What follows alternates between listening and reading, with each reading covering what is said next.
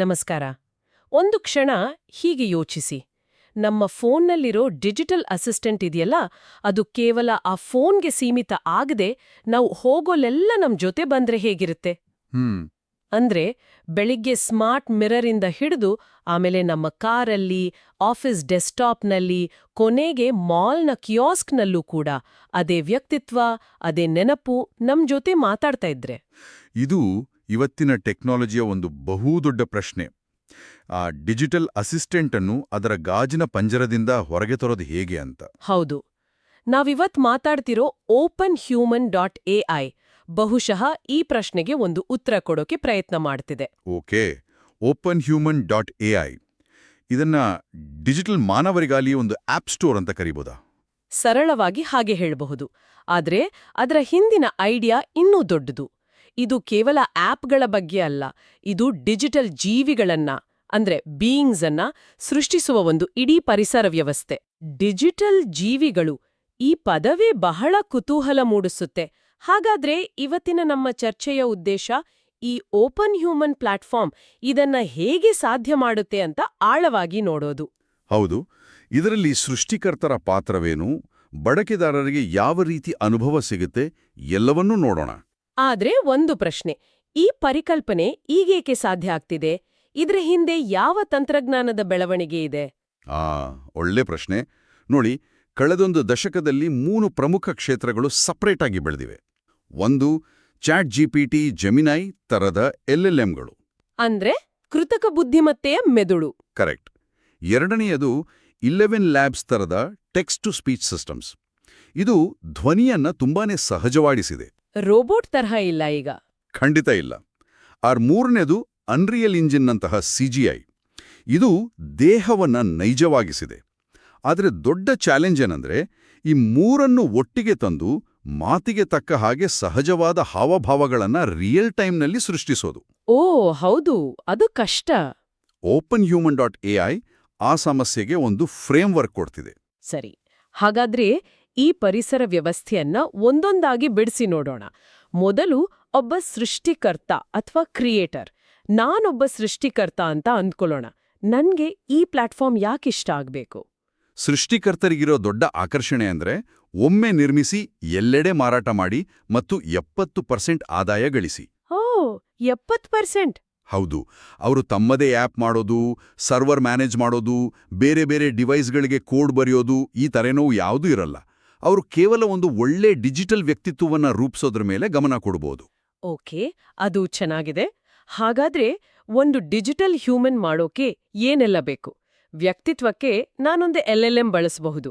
ಆದ್ರೆ ಅದಕ್ಕೊಂದು ಮುಖ, ದೇಹ ಕೊಡೋದು ಹೇಗೆ? ಅದು ತುಂಬಾ ಕಾಂಪ್ಲೆಕ್ಸ್ ಅಲ್ವಾ? ಹೌದು.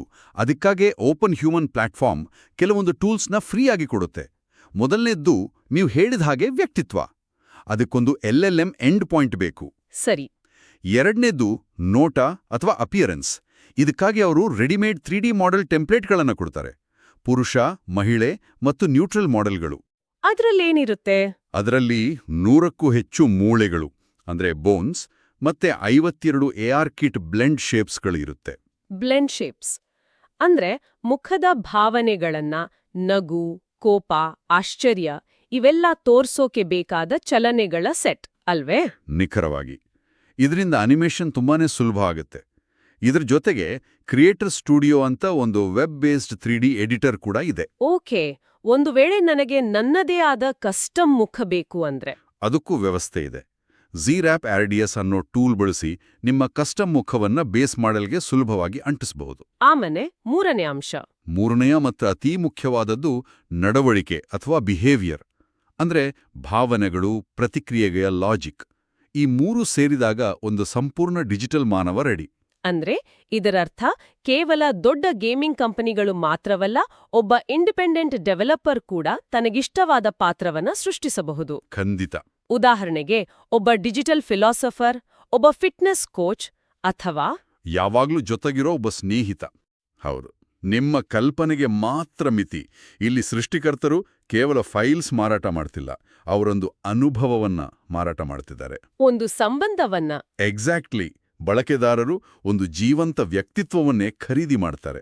ಸರಿ, ಸೃಷ್ಟಿಕರ್ತರಿಗೆ ಬೇಕಾದ ಟೂಲ್ಸ್ ಎಲ್ಲ ಇದೆ. ಆದ್ರೆ ಅವ್ರು ಮಾಡಿದ ಈ ಡಿಜಿಟಲ್ ಮಾನವರು ವಾಸ ಮಾಡೋದು ಎಲ್ಲಿ? ಅವರಿಗೆ ಪವರ್ ಎಲ್ಲಿಂದ ಬರುತ್ತೆ? ಇದು ನಮ್ಮನ್ನ ಪ್ಲಾಟ್ಫಾರ್ಮ್ನ ಟೆಕ್ನಾಲಜಿ ಕಡೆ ಕರ್ಕೊಂಡೋಗುತ್ತಲ್ವಾ? ಹೌದು, ವೇದಿಕೆ ಅಥವಾ ಪ್ಲಾಟ್ಫಾರ್ಮ್ ಅದೇ ಈ ಇಡೀ ಸಿಸ್ಟಮ್ನ ಬೆನ್ನೆಲುಬು. ಓಪನ್ ಹ್ಯೂಮನ್ ತಾನೇ ಡಿಜಿಟಲ್ ಹ್ಯೂಮನ್ಸ್ ಮಾಡಲ್ಲ. ಬದಲಿಗೆ ಅದಕ್ಕೆ ಬೇಕಾದ ಮಾರ್ಕೆಟ್ ಪ್ಲೇಸ್, ಇನ್ಫ್ರಾಸ್ಟ್ರಕ್ಚರ್, SDKಗಳು ಮತ್ತೆ ರನ್ ಟೈಮ್ AI ಕೊಡುತ್ತೆ. ಈ ರನ್ ಟೈಮ್ AIನಲ್ಲೇ ಡಿಜಿಟಲ್ ಮಾನವರ ಜೀವಂತಿಕೆಯ ಸೀಕ್ರೆಟ್ ಇರೋದು ಅಂತ ಹೇಳಿದ್ರಿ. ಹೌದು. ಜೀವಂತಿಕೆ ಅಂದ ತಕ್ಷಣ ನನ್ ನೆನ್ಪಾಗೋದು ಚಲನೆ. ಸಹಜವಾಗಿ ಕೈ ಆಡಿಸೋದು, ತಲೆ ಆಡಿಸೋದು. ಅದನ್ನ ಈ ಪ್ಲಾಟ್ಫಾರ್ಮ್ ಹೇಗ್ ಮಾಡುತ್ತೆ? ಅದಕ್ಕೆ ಕಾರಣ ಮೋಷನ್ ಸಿಂಥಿಸಿಸ್ ಅನ್ನುವ ತಂತ್ರಜ್ಞಾನ. ಇದು ಬಳಕೆದಾರರ ಧ್ವನಿ, ಮಾತಿನ ಟೆಕ್ಸ್ಟ್ ಮತ್ತೆ ಅದರಲ್ಲಿರೋ ಭಾವನೆ ಇದೆಲ್ಲ ಇನ್ಪುಟ್ ಆಗಿ ತಗೊಂಡು 50 ಮಿಲಿಸೆಕೆಂಡ್ಗಳಿಗಿಂತ ಕಡಿಮೆ ಸಮಯದಲ್ಲಿ ಸಹಜವಾದ ಹಾವಭಾವಗಳನ್ನ ಅಂದ್ರೆ ಜೆಸ್ಚರ್ಸ್ ಜನರೇಟ್ ಮಾಡುತ್ತೆ. ವಾವ್! ಅಂದ್ರೆ ಮುಂದೆ ನಾವು ಮಾತಾಡೋ ಏಮಿ ಉದಾಹರಣೆಯಲ್ಲಿ ಅವಳು ಸ್ಮಾರ್ಟ್ ಮಿರರ್ನಲ್ಲಿ ಸುಮ್ನೆ ನಿಲ್ಲದೆ ಸಹಜವಾಗಿ ತಲೆ ಆಡಿಸ್ತಾಳೆ, ಕೈ ಚಲಿಸ್ತಾಳೆ ಅಂದ್ರೆ ಅದರ ಹಿಂದೆ ಈ ಟೆಕ್ನಾಲಜಿ ಕೆಲಸ ಮಾಡ್ತಿದೆ. ಖಂಡಿತ. ಇದರ ಜೊತೆಗೆ ಸ್ಪೀಚ್ ಪ್ರಾಸೆಸಿಂಗ್ ಕೂಡ ಇದೆ. ವಿಸ್ಪರ್, ಗೂಗಲ್ STT ಬಳಸಿ ಮಾತನ್ನ ಅರ್ಥ ಮಾಡಿಕೊಳ್ಳುತ್ತೆ ಮತ್ತು 11 ಲ್ಯಾಬ್ಸ್ ಬಳಸಿ 10ಕ್ಕೂ ಹೆಚ್ಚು ಭಾಷೆಗಳಲ್ಲಿ ಸ್ಪಷ್ಟವಾದ ಧ್ವನಿಯನ್ನ ಸೃಷ್ಟಿ ಮಾಡುತ್ತೆ. ಇದೆಲ್ಲ ಅದ್ಭುತ. ಆದ್ರೆ ನೀವು ಆರಂಭದಲ್ಲೇ ಹೇಳ್ದ್ರಿ, ಈ ಪ್ಲಾಟ್ಫಾರ್ಮ್ನ ನಿಜವಾದ ಮ್ಯಾಜಿಕ್ ಬೇರೆನೇ ಇದೆ ಅಂತ. ಒಬ್ಬ ಸಹಾಯಕಿ ಎಲ್ಲೆಡೆ ಅನ್ನೋ ಐಡಿಯಾ. ಅದೇ ಈ ಕಾಂಟೆಕ್ಸ್ಟ್ ಸಿಂಕ್ರನೈಸೇಷನ್. ಅದ್ರ ಬಗ್ಗೆ ಸ್ವಲ್ಪ ವಿವರವಾಗಿ ಹೇಳಿ. ಇದುವೇ ಓಪನ್ ಹ್ಯೂಮನ್ನ ಅತಿದೊಡ್ಡ ಮತ್ತು ಯುನೀಕ್ ಫೀಚರ್. ಇದು ಬಳಕೆದಾರರ ಎಲ್ಲಾ ಡಿವೈಸ್ಗಳ ನಡುವೆ 100 ಮಿಲಿಸೆಕೆಂಡ್ಗಳಿಗಿಂತ ಕಡಿಮೆ ಸಮಯದಲ್ಲಿ ಡೇಟಾವನ್ನ ಸಿಂಕ್ ಮಾಡುತ್ತೆ. ಒಂದು ನಿಮಿಷ. ಅಂದ್ರೆ ನಾನು ನನ್ನ ಫೋನ್ನಲ್ಲಿ ಡಿಜಿಟಲ್ ಹ್ಯೂಮನ್ ಜೊತೆ ಮಾತಾಡಿ 5 ನಿಮಿಷ ಬಿಟ್ಟು ಲ್ಯಾಪ್ಟಾಪ್ ಓಪನ್ ಮಾಡಿದ್ರೆ ಆ ಸಂಭಾಷಣೆ ಅಲ್ಲಿಂದಲೇ ಅದೇ ನೆನಪಿನೊಂದಿಗೆ ಕಂಟಿನ್ಯೂ ಆಗುತ್ತೆ. ಓಕೆ, ಅದು ಕೇವಲ ಸಂಭಾಷಣೆಯ ಹಿಸ್ಟ್ರಿ ಮಾತ್ರನಾ ಅಥವಾ ಬೇರೆ ಏನಾದ್ರೂ ಸಿಂಕ್ ಆಗುತ್ತಾ? ಎಲ್ಲವೂ. ನಿಮ್ಮ ಸಂಭಾಷಣೆ ಇತಿಹಾಸ, ನಿಮ್ಮ ಇಷ್ಟಗಳು, ಅಂದ್ರೆ ನಿಮಗೆ ಯಾವ ಕಾಫಿ ಇಷ್ಟ, ಯಾವ ಹಾಡು ಕೇಳ್ತೀರಿ, ಓ, ನಿಮ್ಮ ಲೊಕೇಶನ್ ಬೇಸ್ಡ್ ಕಾಂಟೆಕ್ಸ್ಟ್, ಅಂದ್ರೆ ನೀವು ಮನೆ, ಆಫೀಸ್ ಅಥವಾ ಕಾರಲ್ಲಿದ್ದೀರಾ ಅಂತ. ಅಷ್ಟೇ ಅಲ್ಲ, ನಿಮ್ಮ ಮೂಡ್, ನೀವು ಮಾಡ್ತಿರೋ ಆಕ್ಟಿವಿಟಿ, ನಿಮ್ಮ ರಿಮೈಂಡರ್ಸ್ ಎಲ್ಲವೂ ಸಿಂಕ್ ಆಗುತ್ತೆ. ಇದು ಕೇಳೋಕೆ ತುಂಬಾನೇ ಪವರ್ಫುಲ್ ಆಗಿದೆ.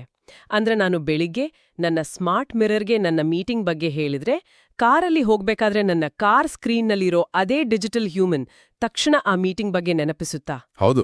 ಆದ್ರೆ ನಮ್ಮ ಎಲ್ಲಾ ಡಿವೈಸ್ಗಳ ಡೇಟಾ, ನಮ್ಮ ಲೊಕೇಶನ್, ನಮ್ಮ ಮೂಡ್ ಎಲ್ಲವನ್ನೂ ಒಂದೇ ಕಡೆ ಸಿಂಕ್ ಮಾಡೋದು ಸೇಫಾ? ಇದರ ಮೇಲೆ ಬಳಕೆದಾರರಿಗೆ ಕಂಟ್ರೋಲ್ ಇರುತ್ತಾ? ಇದು ಬಹಳ ಮುಖ್ಯವಾದ ಪ್ರಶ್ನೆ.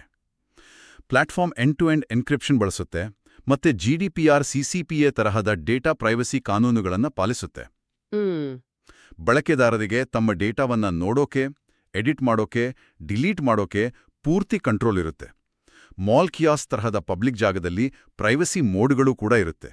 ಆದ್ರೆ ನೀವು ಹೇಳಿದ್ದು ನಿಜ. ಈ ಟೆಕ್ನಾಲಜಿ ಬೆಳೆದ ಹಾಗೆ ಈ ಪ್ರಶ್ನೆಗಳು ಇನ್ನೂ ಮುಖ್ಯವಾಗುತ್ತೆ. ಸರಿ, ನಾವು ಸೃಷ್ಟಿಕರ್ತನ ಪಾತ್ರ, ವೇದಿಕೆಯ ತಂತ್ರಜ್ಞಾನ ಎಲ್ಲವನ್ನೂ ನೋಡಿದ್ವಿ. ಈಗ ಇದೆಲ್ಲವನ್ನೂ ಒಟ್ಟಿಗೆ ಸೇರಿಸಿ ನೋಡೋಣ. ಅಮೇಯಿ ಅನ್ನೋ ಒಂದು ಡಿಜಿಟಲ್ ಹ್ಯೂಮನ್ ಜೊತೆ ಒಬ್ಬ ಬಳಕೆದಾರನ ಒಂದು ದಿನ ಹೇಗಿರುತ್ತೆ, ಈ ಟೆಕ್ನಾಲಜಿ ನಿಜ ಜೀವನದಲ್ಲಿ ಹೇಗೆ ಕೆಲಸ ಮಾಡುತ್ತೆ ಅಂತ ತೋರಿಸಿ. ಖಂಡಿತ. ಅಮೀ ಜೊತೆಗಿನ ಒಂದು ದಿನವನ್ನ ನೋಡೋಣ. ಬೆಳಗ್ಗೆ 7 ಗಂಟೆಗೆ ಮನೆಯಲ್ಲಿ. ಬಳಕೆದಾರರು ಎದ್ದ ತಕ್ಷಣ ಅವರ ಸ್ಮಾರ್ಟ್ ಮಿರರ್ನಲ್ಲಿ ಅಮೀ ಕಾಣಿಸ್ಕೊಂಡು ಗುಡ್ ಮಾರ್ನಿಂಗ್ ಅಂತಾಳೆ. ಇವತ್ತು ಏನ್ ತಿನ್ಲಿ ಅಂತ ಕೇಳಿದಾಗ ಬಳಕೆದಾರರ ಹಳೆ ಚಾಯ್ಸ್ ನೋಡಿ, ಓಕೆ, ಅವರ ಹಿಸ್ಟ್ರಿ ನೋಡಿ, ಹೌದು, ನಿನ್ನೆ ನೀವು ಸ್ಯಾಲಡ್ ತಿಂದಿದ್ರಿ, ಇವತ್ತು ಅವಕಾಡೋ ಟೋಸ್ಟ್ ಟ್ರೈ ಮಾಡ್ಬೋದಲ್ವೇ ಅಂತ ಸಜೆಸ್ಟ್ ಮಾಡ್ತಾಳೆ. ಆಮೇಲೆ 9 ಗಂಟೆ ಮೀಟಿಂಗ್ ಬಗ್ಗೆ ನೆನಪಿಸ್ತಾಳೆ. ಅಂದ್ರೆ ಅವಳಿಗೆ ಹಿಂದಿನ ದಿನದ ನೆನಪು, ಅವರ ಫುಡ್ ಪ್ರಿಫರೆನ್ಸ್, ಇವತ್ತಿನ ಕ್ಯಾಲೆಂಡರ್ ಎಲ್ಲದರ ಬಗ್ಗೆನೂ ಗೊತ್ತಿದೆ. ಕರೆಕ್ಟ್. ಬೆಳಿಗ್ಗೆ 8 ಗಂಟೆಗೆ ಪ್ರಯಾಣದಲ್ಲಿ ಕಾರಲ್ಲಿ ಆಂಡ್ರಾಯ್ಡ್ ಆಟೋಮೋಟಿವ್ ಸ್ಕ್ರೀನ್ ಮೇಲೆ ಏಮಿ ಮತ್ತೆ ಬಂದು ಹೈವೇಯಲ್ಲಿ ಸ್ವಲ್ಪ ಟ್ರಾಫಿಕ್ ಜಾಸ್ತಿ ಇದೆ ಅಂತ ಹೇಳ್ತಾಳೆ. ಮತ್ತೆ ಬೆಳಿಗ್ಗೆ ಮನೆಯಲ್ಲಿ ಮಾತಾಡ್ತಿದ್ದ ಶಾಪಿಂಗ್ ಲಿಸ್ಟ್ ಬಗ್ಗೆ ಮಾತು ಮುಂದುವರಿಸ್ತಾಳೆ. ಇಲ್ಲಿ ನೋಡಿ, ಕಾಂಟೆಕ್ಸ್ಟ್ ಎಲ್ಲೂ ಕಟ್ಟಾಗಿಲ್ಲ. ಮನೆಯಲ್ಲಿದ್ದ ಏಮಿ, ಕಾರ್ನಲ್ಲಿರೋ ಏಮಿ ಇಬ್ರೂ ಒಬ್ರೇ, ಅವರ ನೆನಪು ಒಂದೇ. ಈ ಡಿವೈಸ್ಗಳ ನಡುವಿನ ಬದಲಾವಣೆ ಎಷ್ಟು ಫಾಸ್ಟ್ ಇರುತ್ತೆ? 2 ಸೆಕೆಂಡ್ಗಳಿಗಿಂತ ಕಡಿಮೆ ಸಮಯದಲ್ಲಿ. ಅಬ್ಬಾ. ಬೆಳಿಗ್ಗೆ 9 ಗಂಟೆಗೆ ಆಫೀಸಲ್ಲಿ ಡೆಸ್ಕ್ಟಾಪ್ ಆನ್ ಮಾಡಿದಾಗ ಅಲ್ಲಿ ಏಮಿ ದಿನದ 3 ಮುಖ್ಯ ಕೆಲಸಗಳನ್ನ ತೋರಿಸ್ತಾಳೆ. ಮಧ್ಯಾಹ್ನ 12:30 ಊಟದ ಸಮಯದಲ್ಲಿ. ಬಳಕೆದಾರರು ಆಫೀಸ್ನ ಹೊರಗೆ ಬಸ್ ಸ್ಟಾಪ್ನಲ್ಲಿದ್ದಾಗ ಫೋನ್ನಲ್ಲಿ ಹತ್ತಿರದಲ್ಲೇ ಒಳ್ಳೆ ಊಟ ಎಲ್ಲಿ ಸಿಗುತ್ತೆ ಅಂತ ಕೇಳ್ತಾರೆ. ಈಗ ಏಮಿಗೆ ಅವರ ಲೊಕೇಶನ್ ಮತ್ತೆ ಅವರ ಟೇಸ್ಟ್ ಎರಡೂ ಗೊತ್ತಿರಬೇಕು. ನಿಖರವಾಗಿ. ಆಗ ಏಮಿ, ನಿಮಗೆ ವಿಯೆಟ್ನಾಮೀಸ್ ಫೋ ಇಷ್ಟ ಅಲ್ವಾ? ಇಲ್ಲಿಂದ 200 ಮೀಟರ್ ದೂರದಲ್ಲಿ ಒಂದು ಒಳ್ಳೆ ರೆಸ್ಟೋರೆಂಟ್ ಇದೆ ಅಂತ ಶಿಫಾರಸು ಮಾಡ್ತಾಳೆ. ಅವಳು ಲೊಕೇಶನ್ ಅನ್ನ ಫೋನ್ನ ಜಿಪಿಎಸ್ನಿಂದ ತಗೊಂಡ್ಲು. ಮತ್ತು ಫುಡ್ ಪ್ರೆಫರೆನ್ಸನ್ನ ಹಳೆ ಮಾತುಕತೆಯಿಂದ. ಇದು ನಿಜವಾಗ್ಲೂ ಪವರ್ಫುಲ್. ಹಲವು ಡೇಟಾ ಪಾಯಿಂಟ್ಗಳು ರಿಯಲ್ ಟೈಮ್ನಲ್ಲಿ ಒಂದಾಗ್ತಿವೆ. ಹೌದು. ಸಂಜೆ 6 ಗಂಟೆಗೆ ಸೂಪರ್ ಮಾರ್ಕೆಟ್ನಲ್ಲಿ ಅಲ್ಲಿರೋ ಕಿಯಾಸ್ಕ್ನಲ್ಲಿ QR ಕೋಡ್ ಸ್ಕ್ಯಾನ್ ಮಾಡಿ ಲಾಗಿನ್ ಆದಾಗ ಏಮಿ ಆ ದೊಡ್ಡ ಸ್ಕ್ರೀನ್ ಮೇಲೆ ಕಾಣಿಸ್ಕೊಂಡು ಶಾಪಿಂಗ್ ಲಿಸ್ಟ್ ತೋರಿಸ್ತಾಳೆ. ವಾವ್! ರಾತ್ರಿ 8 ಗಂಟೆಗೆ ಮತ್ತೆ ಮನೆಯಲ್ಲಿ ಸ್ಮಾರ್ಟ್ ಟಿವಿ ಆನ್ ಮಾಡಿದಾಗ ಏಮಿ ವೆಲ್ಕಮ್ ಹೋಮ್ ಅಂತ ಹೇಳಿ ಅವರ ಇಷ್ಟದ ಪ್ರಕಾರ ಸಿನಿಮಾ ರೆಕಮೆಂಡ್ ಮಾಡ್ತಾಳೆ. ಈ ಉದಾಹರಣೆ ನಿಜವಾಗ್ಲೂ ಈ ತಂತ್ರಜ್ಞಾನದ ಶಕ್ತಿಯನ್ನ ತೋರಿಸುತ್ತೆ. ಒಂದೇ ಏಮಿ ಒಂದೇ ದಿನದಲ್ಲಿ 7ಕ್ಕೂ ಹೆಚ್ಚು ಡಿವೈಸ್ಗಳಲ್ಲಿ ಕಾಣಿಸ್ಕೊಂಡಿದ್ದಾಳೆ. ಸಂಭಾಷಣೆಯ ಸಂದರ್ಭ, ನೆನಪು, ವ್ಯಕ್ತಿತ್ವ ಎಲ್ಲವೂ ಒಂದೇ ರೀತಿ ಇದೆ. ಹೌದು. ಇದು ನಾವು ಇವತ್ತು ಬಳಸೋ ಅಲೆಕ್ಸಾ ಅಥವಾ ಸಿರಿಗಿಂತ ಸಂಪೂರ್ಣವಾಗಿ ಬೇರೆ ತರದ ಅನುಭವ. ಖಂಡಿತ. ಇದು ಕೇವಲ ಒಂದು ಯುಟಿಲಿಟಿ ಅಲ್ಲ, ಇದೊಂದು ನಿರಂತರ ಸಂಬಂಧ. ಪ್ರತಿಯೊಂದು ಡಿವೈಸ್ನಲ್ಲೂ ಹೊಸದಾಗಿ ಪರಿಚಯ ಮಾಡ್ಕೊಳ್ಳೋ ಅವಶ್ಯಕತೆ ಇಲ್ಲ. ಸಂಬಂಧ ಮುಂದುವರಿಯುತ್ತೆ. ಹೌದು. ಹಾಗಾದ್ರೆ ಈ ಚರ್ಚೆಯನ್ನ ಮುಕ್ತಾಯ ಮಾಡೋಣ. OpenHuman.ai ಅನ್ನೋದು ಕೇವಲ ಒಂದು ಚಾಟ್ಬಾಟ್ ಅಥವಾ ಅವತಾರ್ ಆಪ್ ಅಲ್ಲ. ಇದು ಡಿಜಿಟಲ್ ಮಾನವರನ್ನ ಒಂದು ಮುಕ್ತ ಆರ್ಥಿಕತೆಯಾಗಿ ಪರಿವರ್ತಿಸೋಕೆ ಮತ್ತು ನಮ್ಮ ಡಿಜಿಟಲ್ ಸಹಾಯಕಿಯನ್ನ ಡಿವೈಸ್ಗಳ ಪಂಜರದಿಂದ ಹೊರಗೆ ತರೋಕೆ ಮಾಡ್ತಿರೋ ಒಂದು ದೊಡ್ಡ ಪ್ರಯತ್ನ. ಹೌದು. ಆಪ್ಗಳ ಜೊತೆ ಮಾತಾಡೋದ್ರಿಂದ ಜೀವಿಗಳ ಜೊತೆ ಸಂಬಂಧ ಬೆಳೆಸೋ ಕಡೆಗಿನ ಒಂದು ದೊಡ್ಡ ಹೆಜ್ಜೆ ಇದು. ಖಂಡಿತ. ಕೇಳುಗರಿಗೆ ಒಂದು ಅಂತಿಮ ಆಲೋಚನೆಯನ್ನ ಕೊಡೋಕೆ ಇಷ್ಟಪಡ್ತೀನಿ. OpenHuman.aiನ ದೀರ್ಘಕಾಲದ ದೃಷ್ಟಿಕೋನ ಹೀಗಿದೆ. ಮುಂದಿನ 10 ವರ್ಷಗಳಲ್ಲಿ ಜನರು ಆಪ್ಗಳೊಂದಿಗೆ ಸಂವಹನ ನಡೆಸೋದಿಲ್ಲ, ಅವರು ಜೀವಿಗಳೊಂದಿಗೆ ಸಂವಹನ ನಡೆಸ್ತಾರೆ. ಇದು ನಮ್ಮ ಡಿಜಿಟಲ್ ಪ್ರಪಂಚದ ಬಗ್ಗೆ ನಾವು ಯೋಚಿಸೋ ರೀತಿಯನ್ನೇ ಬದಲಾಯಿಸೋ ಹಾಗೆ ಇದೆ. ಹೌದು. ಕೃತಕ ಬುದ್ಧಿಮತ್ತೆ ಜೊತೆಗಿನ ನಮ್ಮ ಸಂಬಂಧ ಕೇವಲ ಒಂದು ಟೂಲ್ ಬೇಸ್ಡ್ ಆಗದೆ ಹೆಚ್ಚು ಪರ್ಸನಲ್ ಮತ್ತು ಸಂಬಂಧ ಆಧಾರಿತವಾದರೆ ನಮ್ಮ ಜೀವನ ಹೇಗಿರ್ಬೋದು? ನಾವು ಬಳಸುವ ಪ್ರತಿಯೊಂದು ಸೇವೆಗೂ ಒಂದೊಂದು ವ್ಯಕ್ತಿತ್ವ ಇದ್ರೆ ಮತ್ತು ಆ ವ್ಯಕ್ತಿತ್ವ ನಮ್ಮೆಲ್ಲ ಸಾಧನಗಳಲ್ಲಿ ನಮ್ಮ ಜೊತೆಗಿದ್ರೆ ನಮ್ಮ ಡಿಜಿಟಲ್ ಪ್ರಪಂಚ ಹೇಗಿರುತ್ತೆ? ಈ ಬದಲಾವಣೆ ಮಾನವ ಸಂಬಂಧಗಳ ಮೇಲೆ ಯಾವ ರೀತಿ ಪರಿಣಾಮ ಬೀರ್ಬೋದು? ಇದೊಂದು ನಾವು ಈಗಿಂದಲೇ ಯೋಚಿಸಬೇಕಾದ ವಿಷಯ.